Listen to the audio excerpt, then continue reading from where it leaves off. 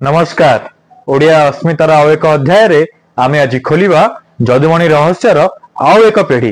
तेबे आज कहानी नाटा हेउची साप न मरु बाड़ी न भांगु। साप न मरु बाड़ी न भांगु। नुआगढ़र रजा कवि जदुमणि को बहुत भल पाउथिले।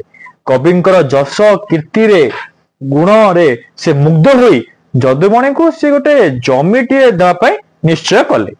तांको कचेरी बेबत्ता पट्टनायक को से निर्देश देले जदुमणि नाम रे तुरंत एक जमी को दिया जाओ बा ना लिखि दिया जाओ। किंतु बेबत्ता पट्टनायक जदुमणि को जम्मा पसंद करू नथिले। खाली सी कहीं राज उवास रे बा राज दरबार रे अनेक लोक जदुमणि जस कीर्ति को लेकिन हिंसा करुथांती एवं तांको भल पाउ नथांती।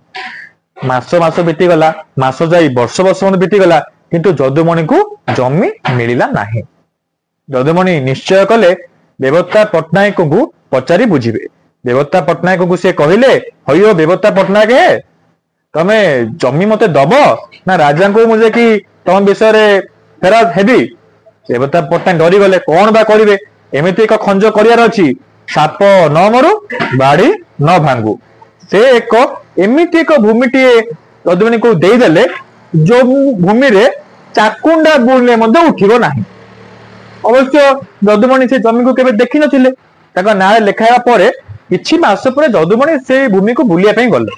देखिले पत्थर परि टाण से भूमि, नडिया भांगिले से नडिया भांगी जिवो।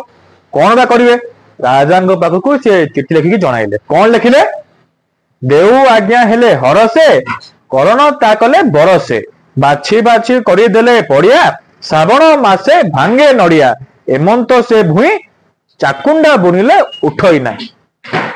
राजा कविता पढ़ी क्षुब्ध हेले। बेबत्ता पट्टनायक को डकाई पठाइले एवं 3 मास पई राज दरबार रु बर्खास्त करदेले एवं जदुमणि को एक सुंदर उर्वर भूमिटी प्रदान कले। एइथिला आजिर कहानी साप न मरु बाड़ी न भांगु। पुणी देखाबा आसंता अध्याय रे ओडिया अस्मितार जदुमणि रहस्यर आउ एक पीढ़ी नहीं। से जाए रहिली, नमस्कार।